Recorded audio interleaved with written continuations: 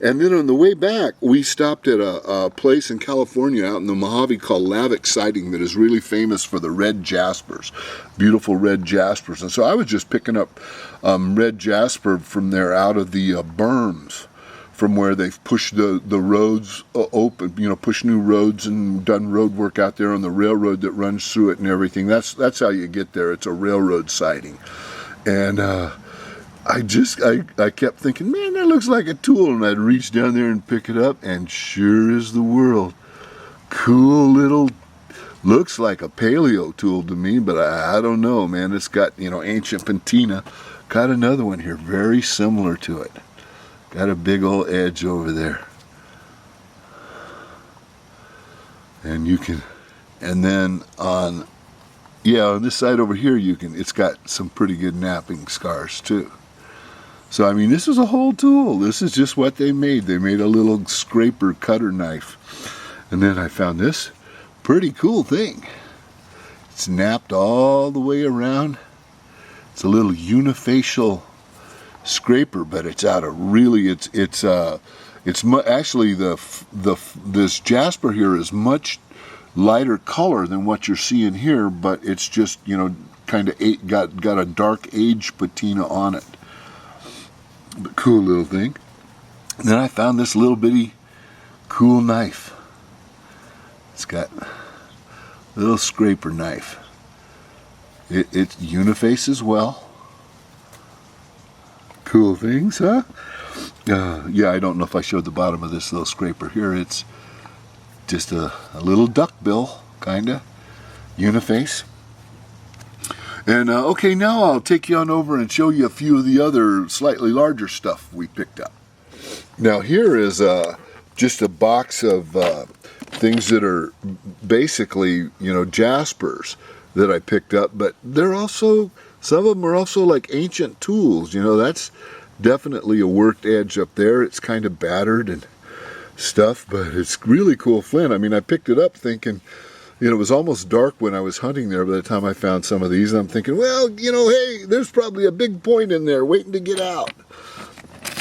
But they're definitely, you know, ancient flakes. But here's a few cool things out of that red jasper from Lavic Siding.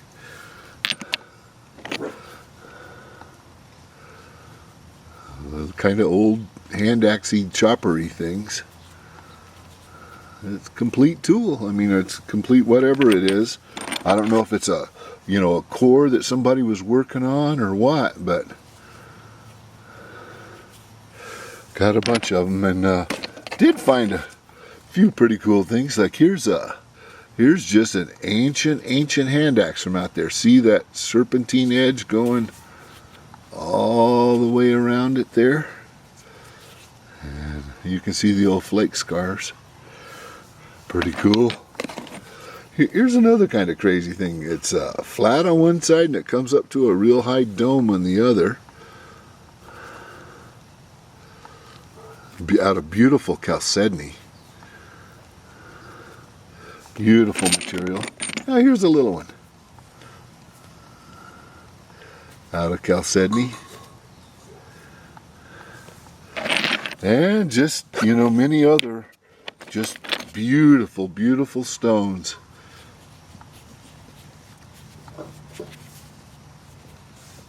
Beautiful, beautiful things.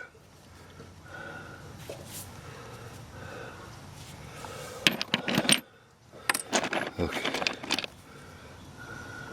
Beautiful material out there. Oh my gosh, wouldn't you like to find a great big old Lake Mojave out of this stuff? And there's you know, this area isn't far from Lake Mojave itself, the Pleistocene Lake Mojave, which is what the point is named after. It was great at the convention. They were, you know, they had lectures on the Lake Mojave and the Paisley Cave finds up in Oregon, which are lake, you know, the part of the, there's about 5 points that they're now calling western stemmed points, and they're dated like 1,450 years, very reliably dated, 1,450 years older than the oldest known Clovis date. And so there's just no doubt, I didn't find anybody at this entire convention that seriously doubted that there were two cultures simultaneously working, one in the northwest and the other on basically the eastern half of the United States. Clovis on one side, the western stem points on the other. They actually think they can get older dates for Clovis if they, just get lucky and find a, real good cave site like Paisley Cave, but they haven't done that yet. Oh, here's an interesting one out of some very, very cool white chalcedony.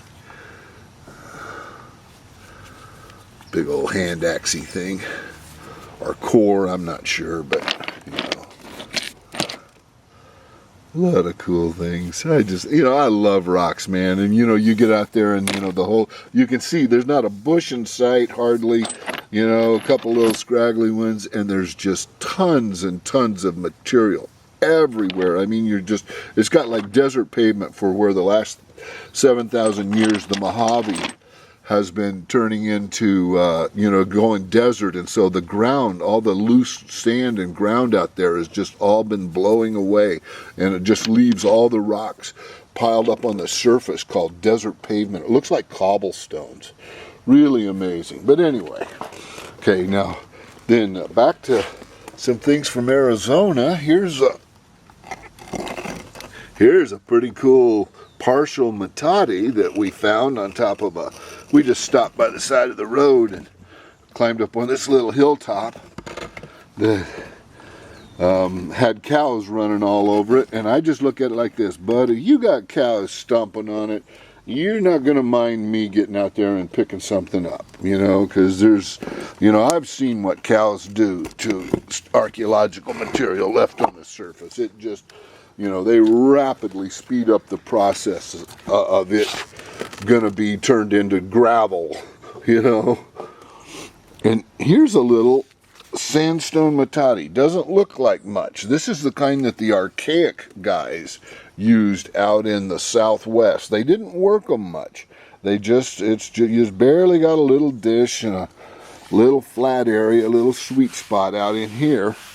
But other than that, they did work this a little bit on this side. There's kind of a groove right there where somebody worked on an axe and stuff. But a lot of people would just pass over this, but I don't know. I picked it up just because I did. But then I got some more larger pieces of stuff here, and just a couple of things that were kind of cool rocks. Just a great big pointy piece of basalt. I thought, hey, there's a rock garden piece. And some other things here, a couple of, kind of busted up manos that were in harm's way. The road grader had been bouncing those around, and it was in the, that little spoil pile that the road grader leaves when he pushes out the road. And I thought, well, if the road grader can kick it around and get it totally out of context, heck, I can pick it up. Here's a good example of the kind of agates that you can find out there. This is kind of a agatized jasper. Beautiful stuff, man. I can't help but believe there's an awesome point inside there waiting to come out right through that band that runs through the middle of it here. And things like this, big old ancient cores, and those, like what those are. Oh wait, I got one over here. Let me show you this one. Oh, quit. Look at this ancient critter. Great big old rock. But look what it's got on the tip. Somebody has worked a big old pointed tip on this thing and never used it. And it's like a monster hand axe with a big old point on it that just nobody ever used. I don't know if this is one that was made to be a tool like it is, or if they were going to knock off some of the rest of this and end up with a sweet biface out of the middle of it. But anyway, I picked it up. And over in Arizona, I make mosaics out of pottery. I've shown a few of them in previous videos, but so I picked up some pot shards out of places that the cattle were tromping them into grains of sand out there. I figure, hey, you know, if they want to harass me for that, they can harass me. I'm not making apologies for recovering artifacts that are in the process of being destroyed before my very eyes. To heck with them. It's really cool. Many of these pottery shards, if you look down into the little, now these are the corrugated stuff. This was the cooking stuff that the Anasazi used. And if you look down in the grooves down in there, I don't know if it's this one, I can't see it, I gotta look at them on a lens, but many of these have got like a little fingerprint down in the little groove on every one of those where they pinched them off. Then I got some of the white stuff, and I got a little hammerstony, and here's another little hammerstone. He got a real good worked edge on him right there. But that's and then here's the thing of just, you know, that some of that really cool chalcedony with a giant deep patina all the way around on it. That's in Arizona. Well, all of these here are Arizona pieces. Beautiful material too. Just beautiful stuff.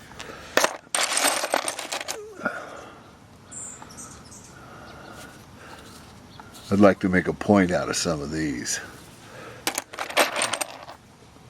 And they're flakes. They're flakes that have been knocked off. But anyway, that's, I've got another big bag of pottery that was actually in a bucket that Russ pulled out over in his house. He wanted to go through it because he knows I'm going to make mosaics with mine.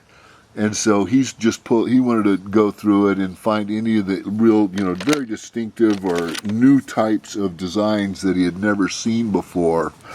And that, he puts up just cases or boxes of just noteworthy, little cool pottery fragments that are just unique or whatever. I don't know why, you just gotta love this stuff. It's so cool, and the culture and the people that made these are just so long gone, and we know so little about them. Now here was a piece of pottery style I'd never seen before. Look at that, got little, the whole pot would have been in little lines like that instead of being pinched. It's just the little rails running all around it. Well, anyway, that's it for now. I'm going to go ahead and load this up. Just wanted to say hi. I've kind of, I've got like 1,000 messages on my YouTube. I'm sorry, it'll take me a while to kind of get back to everybody. I'm hitting the most important ones first, but, I'm way behind. It will be for a long time. But, that's kind of a cool piece. I love that banding in there. Boy, wouldn't that make a nice point. Some are still a little wet from when I washed them down. But, okay, hey, thanks, Tubes. Man, I had a blast, and you can look forward to. I'm thinking about making like about a dozen different videos, just basically going over and explaining various facets of all the new information I learned at the convention. Oh my gosh, crazy things. They have Clovis cadavers now. There's I forget his name, I'll tell you later, but there's a PhD forensic paleopathologist doing studies on Clovis burial bodies, and apparently those people had it rough. 35 years old, teeth worn all the way down to the gums, the resultant infection from the gum line, the teeth below the gums being exposed, causing infections that spread all over their whole bodies, eating up their bones and stuff. I'm not so sure, Brooksy, you want to be born 10,000 years ago, buddy. It looked pretty rough. Those folks were covered in parasites. Well, anyway, I'll get into that on another day. Thanks, Tubes.